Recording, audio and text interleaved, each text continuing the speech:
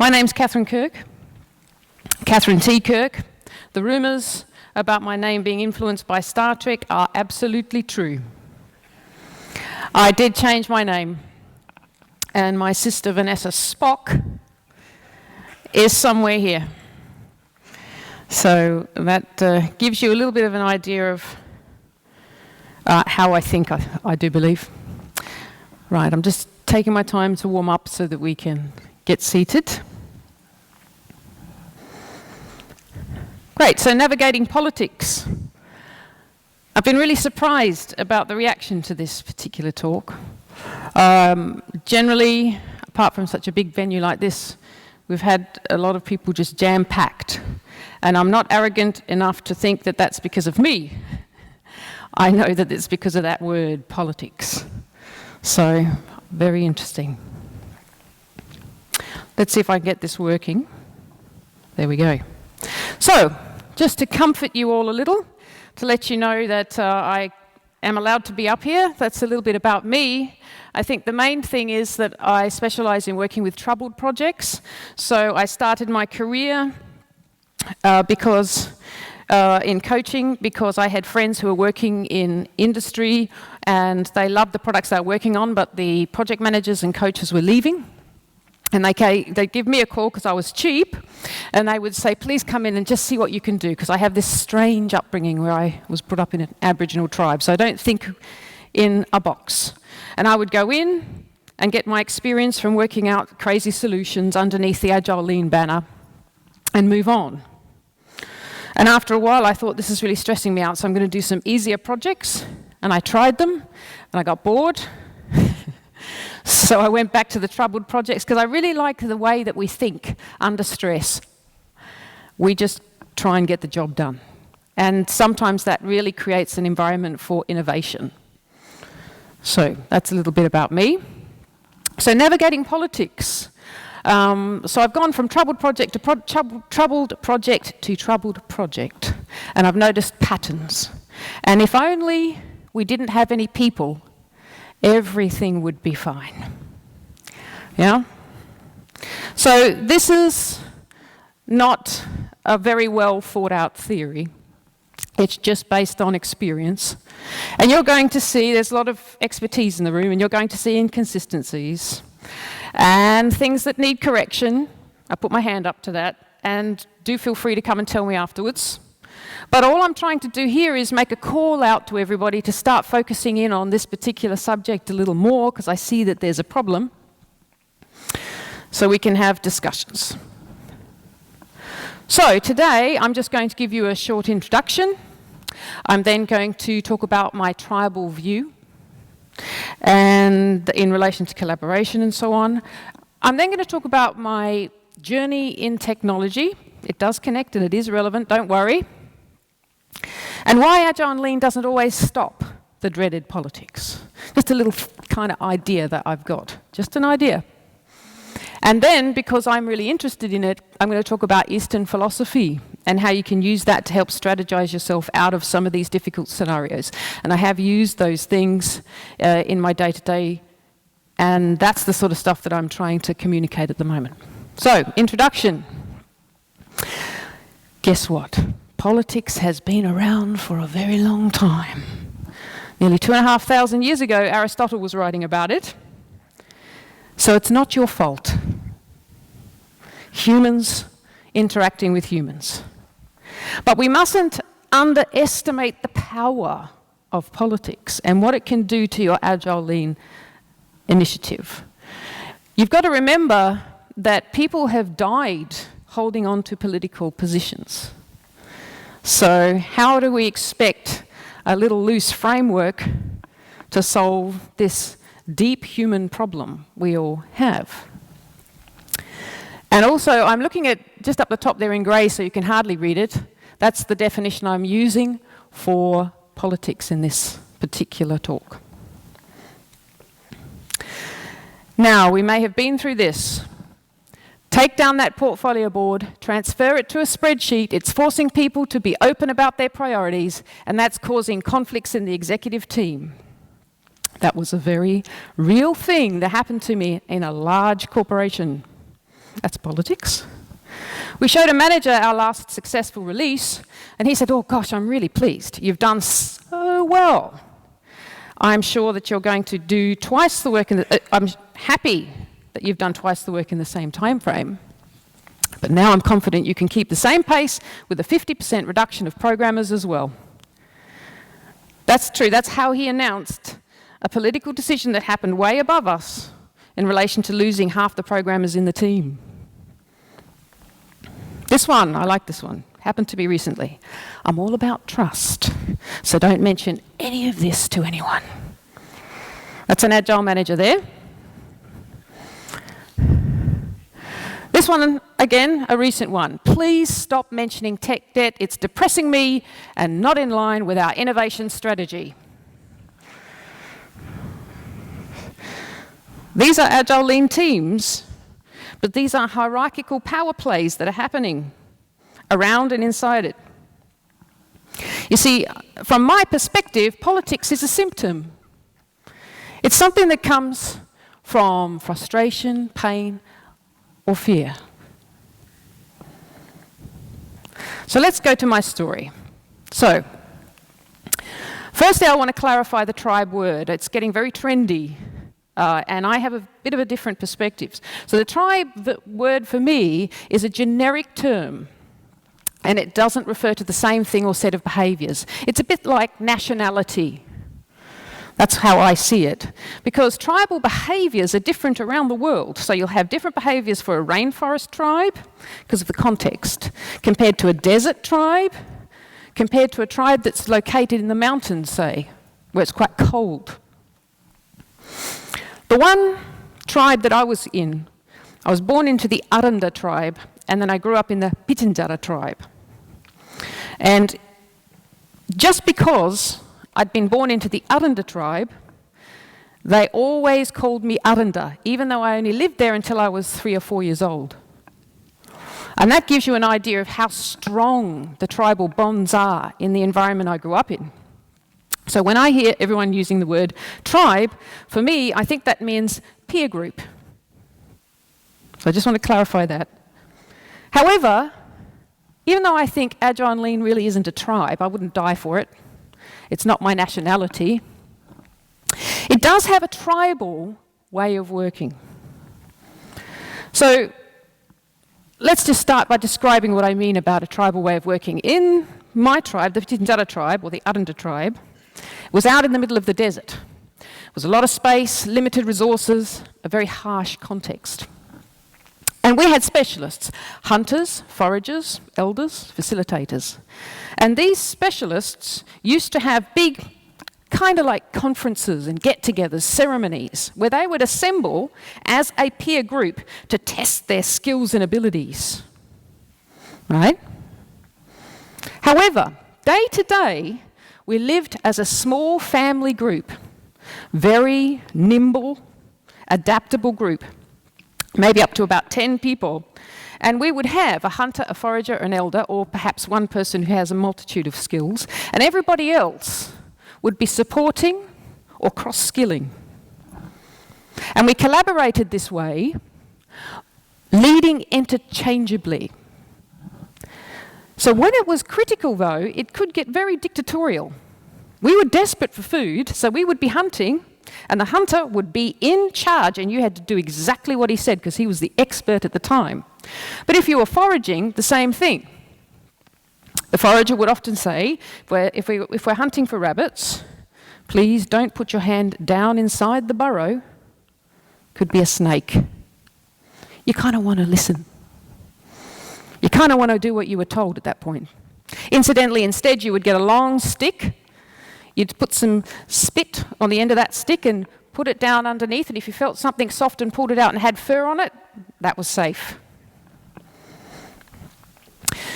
So this is what I've called, in my head, just as a way of trying to communicate this, made up, I call this rotational hierarchy. So you have a group of peers that you personally compare with, but day to day you live as a family group, collaborating to survive and leading based on speciality and what was required.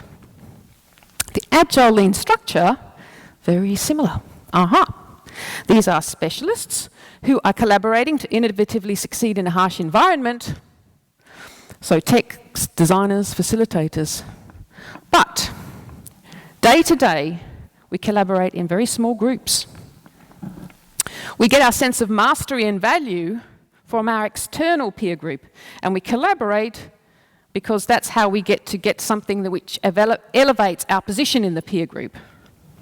For instance, engineers are discovery junkies, and if they associate with those painful people, because we're all introverts, they get knowledge back. And knowledge gives them a sense of mastery and value in their peer group. Now, this is nothing new. Political science thinks about this stuff. So this is clashing structures, really, isn't it? So we have a big hierarchical structure, and underneath we have these rotational structures. And that's agile and lean underneath, encased in this traditional static structure, which is a deep-rooted legacy from the past. Think about class systems from history. Think about factories. That's where that comes from. And some alternatives to traditional hierarchy come from political science. People have been thinking in this space for years and years and years, and I think I would encourage any of you to go and actually look into this much more deeply. Heterarchy, little tiny hierarchies interacting with a main hierarchy. Adhocracy, flexible and adaptable and informal structures which rise and form depending on demand. And holocracy, correct me if I'm wrong, but I think you can go and pay a fee to a gentleman who's done a TED talk and he will tell you all about it. So, go and explore that, no need to reinvent the wheel. So you can imagine the 20-year-old me, which was only a few years ago. This corporate hierarchy was brand new, and I thought, wow, corporations, fantastic. They had this side effect also called supermarkets, and you didn't have to chase your chicken down to eat it, right? It was ordered. I loved the idea of uniforms. There was a lot of stability, and you had this thing called money, right? In the tribe, you traded with people with skills and abilities, and sometimes they could be a bit painful and claim that you owed them more than you actually did, or you thought that you did owe them. Very annoying. So therefore, money was great. Wrote it down, that's what you owe me, take it and leave. Anonymity. Everyone in the tribe knew what was going on. In this corporation, I was kind of free, right? Then I found this downside. This new thing called psychopathic behaviour. And it reminded me of when the white culture took over the black culture. To make a profit or to get to heaven. And these guys killed for power. And we witnessed the effect of that. And I noticed that sometimes these people in charge weren't like the elders who were very wise and had seen many seasons. These guys were self-interested and manipulative. They were charming. They were unfeeling and could mimic empathy, but they were also sometimes idiots. And when I saw this particular documentary, that really did it for me. That helped me to understand. This is called The Corporation, and I think you can get it on YouTube, which basically, a corporation is considered an entity in the legal world. And so they go on this quest in this documentary to find out what sort of personality is the corporation. And they find out, to their surprise, it's a psychopath. So I became very aware that hierarchy was very powerful. And as I said, the white culture used hierarchy to dominate this rotational hierarchy culture that I was in. And it nearly annihilated them. And I witnessed that. Very powerful. So I was conflicted. I couldn't believe. What about all these people? Why are they not caring? I was amazed that this new world I was in survived without caring for each other. And yet I saw such deep suffering, deep loneliness, every day at work, bullying. And I was drawn to solve it wherever I was. Then I found technology. And technology attracts psychopathic leadership, they say. So you can see Forbes has said in 2013 that many of the jobs attractive to psychopaths is found in the tech industry. And there's a book that I've partially read, I must admit, but when I do my workshops, people suggest books that I should read. And this one, Snakes in Suits, is one that keeps coming back to me. Explains a little bit about that. So you can even see the top 10 professions. CEO, lawyer, media, salesperson. We've got all them. But I'm not saying that everybody's a psychopath. I think they're only something like 3% of the population.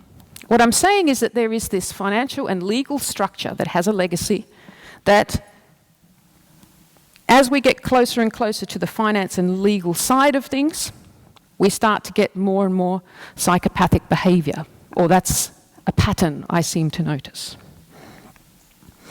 And this is the scary thing. Then I found out, although psychopaths can't become compassionate, normal people can turn off their compassion and become psychopathic in their behaviour.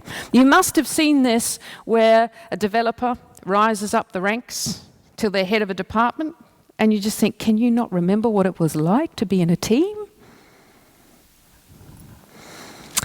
There's another study here where they looked at some people that were deemed as having management potential. And they found this group had a much higher rate of psychopathic behaviour than the normal population. So there's our future. This is highlighted by a story where I was working in a very large nameless organisation, and we were working in a very agile way. It was very, very exciting, and we'd really pushed the boundaries. And the guy who was running it, the managing director, it was time for him to move on, so he moved on. And a new guy came to take over, and we knew he was going to be amazing because it was his 4th job, right? He's going to be managing director, and he was from Silicon Valley. Very excited.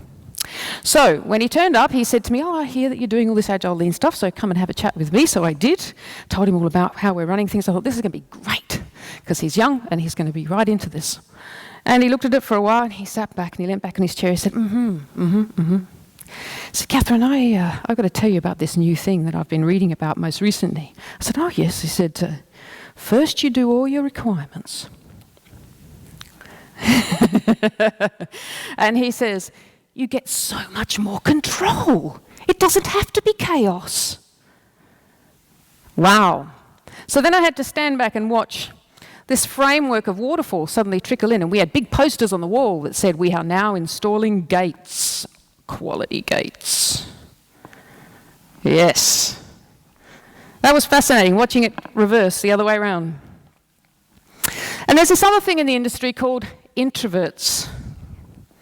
We've got a few. I am actually one of them that has learnt how to be extroverted. And there's a good book, Quiet, the Power of Introverts, that you can have a read about. And we were very unpopular for a while, but now, if you go online and search introverts, we're starting to become very cool. All my friends have really good-looking wives and girlfriends.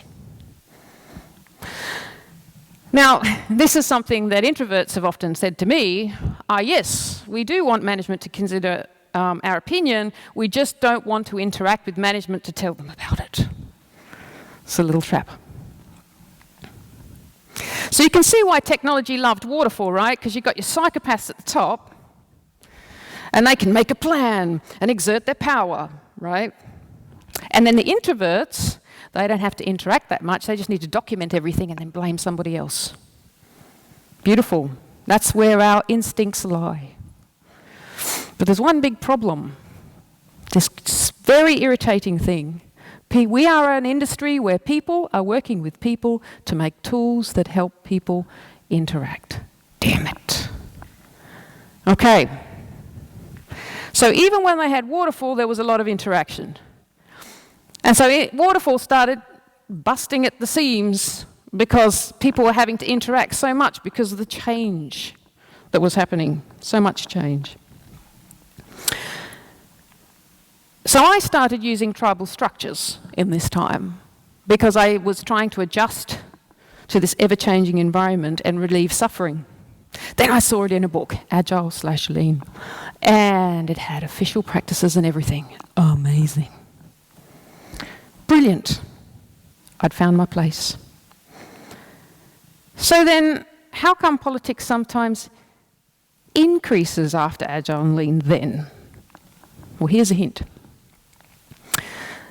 So, introvert sphere, we go from, say, fortnightly meetings of just one, and then if we do stand-ups and we do retrospectives and we do planning sessions and we do review, you're going up to about 13 fortnightly meetings. There's a bit of resistance there, a lot more interaction.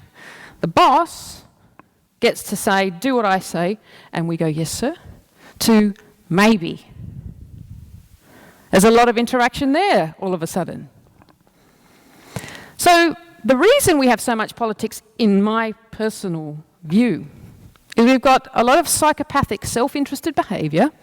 We add to that some introverted avoidance tendencies. Then we put on a hell of a lot of high-pressured change. Then we say, hang on, let's collaborate even further and ramp up the interactions and collaborations. And then we put all of that under this big traditional static hierarchical power structure. And there's a potential hotbed of politics. So, that explains it then. However, if I walked off the stage at that point, you wouldn't be very happy with me. So, how have I dealt with it? This is just my opinion. I'm not saying everybody else has to, but this is how I've dealt with this problem. So we know Agile and Lean has awesome tools. So these already help, BDD, TDD, user story formats, the whole works. We know that. But we kind of need a simplified strategy sometimes on when and how to apply those tools, because people are so complex. And without a strategy, we start to invent more structure and rules, and that's where things like SAFE are starting to come into play, which is all very well and good, depending on what organisation you are. But the more structure and rules you have, the less innovation and the less adaptability to rapid change you have. So that's the little discussion you see often about whether or not SAFE benefits. And in a rapidly changing environment, we want innovation and things that help us deal with tricky technical and people problems. So I boiled that down to a couple of things. I wanted help to always get insight. If I get insight, often enough, I can work my way out of hell. And I can also deal with people. So I need help with those two things. And this is what I found works for me. So I personally investigated Buddhism because they like to eliminate suffering. And I was looking to eliminate suffering. And Buddhism also generally focuses on caring about people. I have a bit of that. And what I found was this strain of Buddhism called Mahasi Vipassana. So Vipassana is the process of doing simple things to facilitate insight. I'll have a bit of that.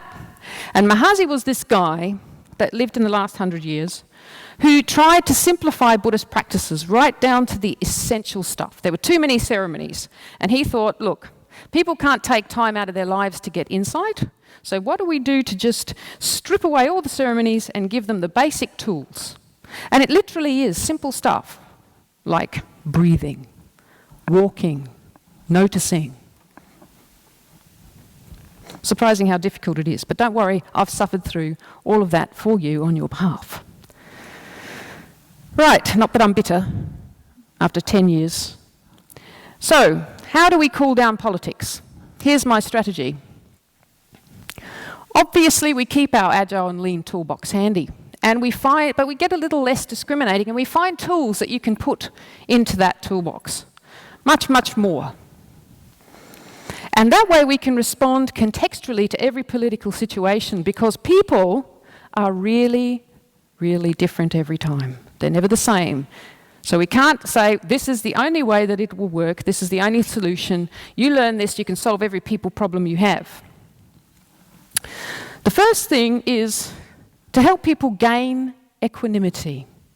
And what equanimity is not is high emotion, bringing your prejudice into the conversation, your personal opinion. What equanimity is calmness. openness, curiosity. Scientists work very hard to gain equanimity.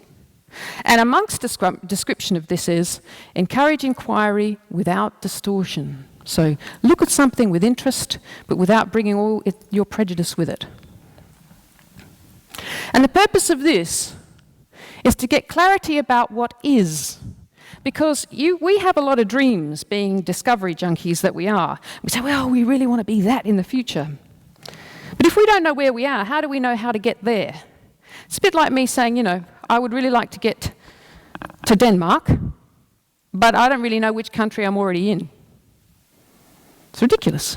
So equanimity is to find out the state of what is. And so you can choose tools and practices to help you do that. Kanban boards, visualizations. But here's the risk. If you do this on your own, this is what psychopaths are appreciated for. They can distance themselves, they can get calm, they can get cool, right? But this can turn into indifference and apathy. For instance, oh yes, I see that I eat a lot of junk food. Okay. So you need to facilitate insight. This is what the monks say. So insight is an accurate and deep understanding. And this is something we're all pretty good at in our industry, because lucky we're surrounded by engineers. So what it's not is being right. That's not insight. It's not knowing best. Insight is understanding. And the purpose of this is we need to have understanding, or otherwise we will be destined to repeat the destructive behaviour over and over again. And when the other thing we need to contemplate to get insight is the context we're in. So one of the Buddhist, this is a translation of the Buddhist 3 universal truths that I've applied to the industry just for the sake of giving you an example. So we know nothing will satisfy, meaning innovation is now the norm. Just look at Apple. They haven't innovated enough, we think, now. It's not just about my perspective now. Speed and demand in the industry means we have to interact and consider others. This is our context now. And everything is changing all of the time, so whatever we do is out of date, as soon as we start it almost. And it's within that context we have to think about what our effective action is. It's within that context that we need to gain understanding. Insight. But insight with equanimity does not necessarily instigate action, does it? I think about it. I see I eat a lot of junk food. I understand why, and I know I shouldn't eat junk food. Okay then. So we have to add something to instigate action. And this is where I've now become the uncoolest person in most of these conferences. Okay, because when I discovered this, I was very disappointed. I wanted to look very impressive, But here it is, compassion. So now everyone needs to hug. Oh, ripples of fear. Yeah? Because you see, people are interacting with people to create tools for people to interact. So we need to understand the solutions that we suggest, because we're very good at equanimity, we're very good at insight, but we come up with a lot of solutions, pop them in front of management, bang, look at that, that's the way it's going to be solving the whole world's problems. Problem is, we need things that people will buy into, and we need things that people actually follow up on. And compassion helps us to anticipate the likelihood of initiative or solution success. So here's a definition of compassion: deep awareness of the suffering of another, coupled with the wish to relieve it. So it's not sympathy, which is just understanding from a distance. It's not empathy, which is I am experiencing it as you would experience it. It's a step further. It's kind action. So for instance, if my sister Vanessa, Spock, was suicidal, for instance, I might empathise with her and want to jump off the building with her. Right? However, if I had compassion, I would see the situation she was in and try to do things to stop it from happening and to rectify the cause. I get a sense of action from that. So, cognitive neuroscience. Some people say the science is a little flawed.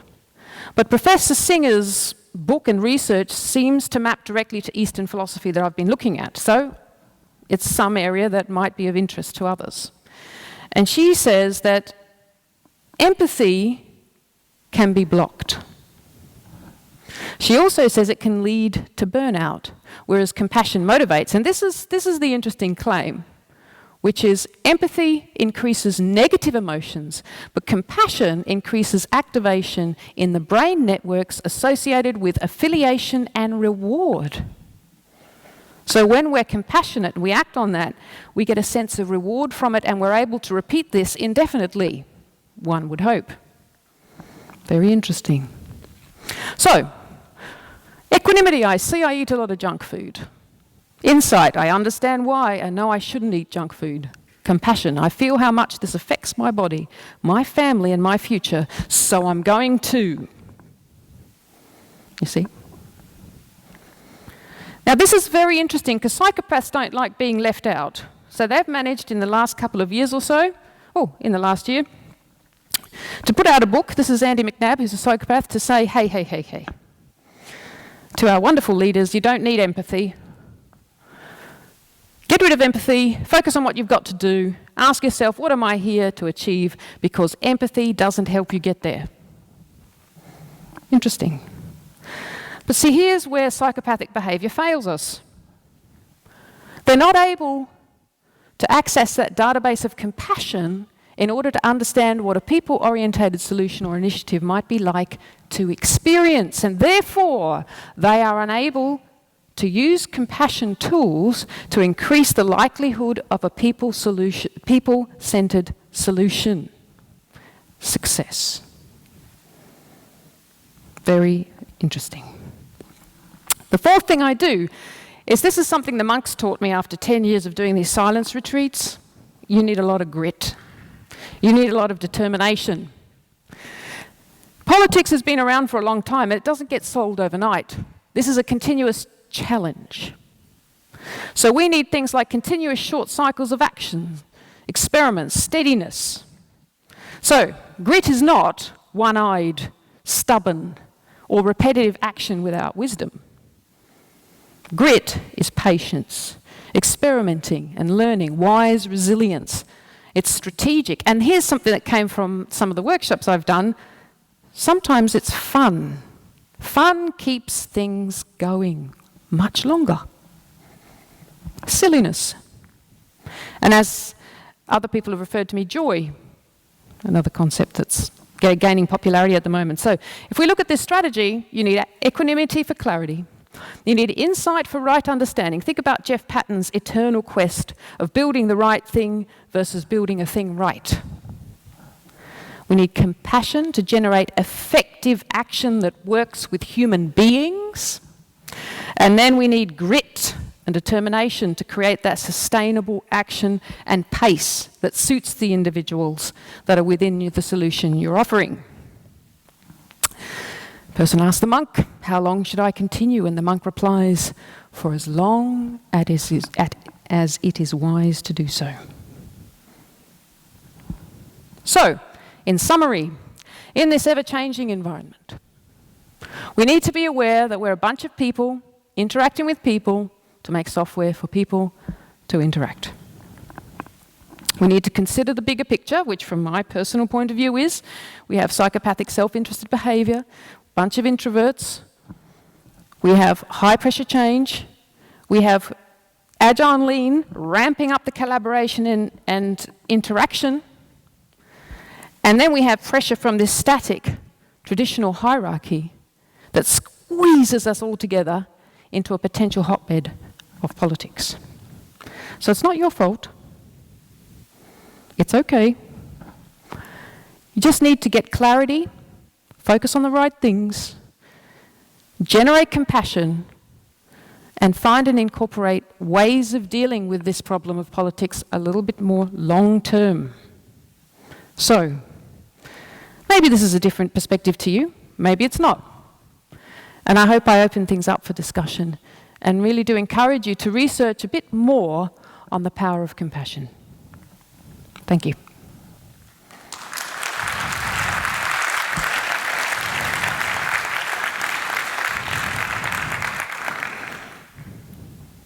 Thank you very much, Katherine.